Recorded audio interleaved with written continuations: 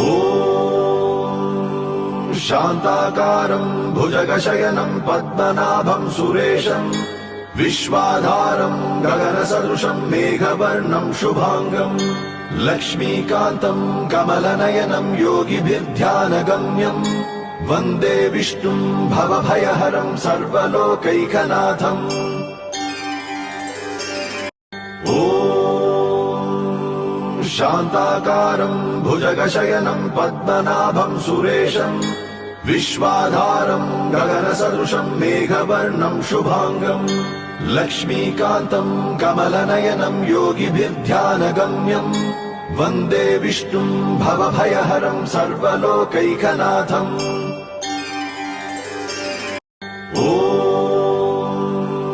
शान्ताकारं भुजगशयनं पद्मनाभं सुरेशं विश्वाधारं गगनसदृशं मेघवर्णं शुभांगं लक्ष्मीकान्तं कमलनयनं योगिभिर्ध्यानगम्यं वन्दे विष्णुं भवभयहरं सर्वलोकैकनाथम्। ॐ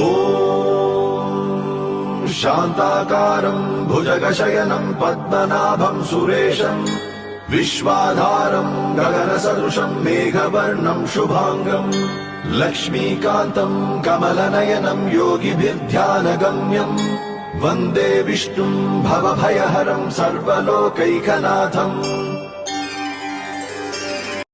ॐ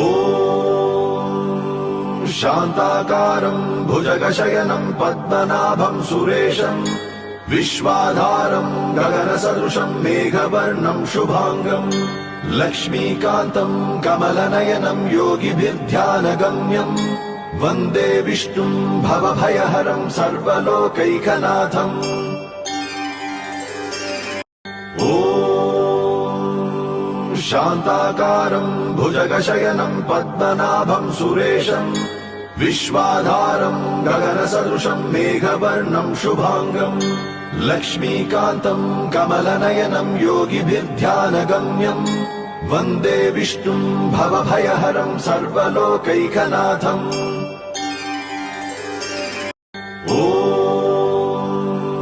शान्ताकारं भुजगशयनं पद्मनाभं सुरेशं विश्वाधारं गगनसदृशं मेघवर्णं शुभांगं लक्ष्मीकान्तं कमलनयनं योगिभिर्ध्यानगम्यं वन्दे विष्णुं भवभयहरं सर्वलोकैकनाथम्।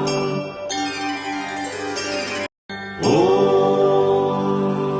शान्ताकारं भुजगशयनं पद्मनाभं सुरेशं विश्वाधारं गगनसदृशं मेघवर्णं शुभांगं लक्ष्मीकान्तं कमलनयनं योगिभिर्ध्यानगम्यं वन्दे विष्णुं भवभयहरं सर्वलोकैकनाथम्।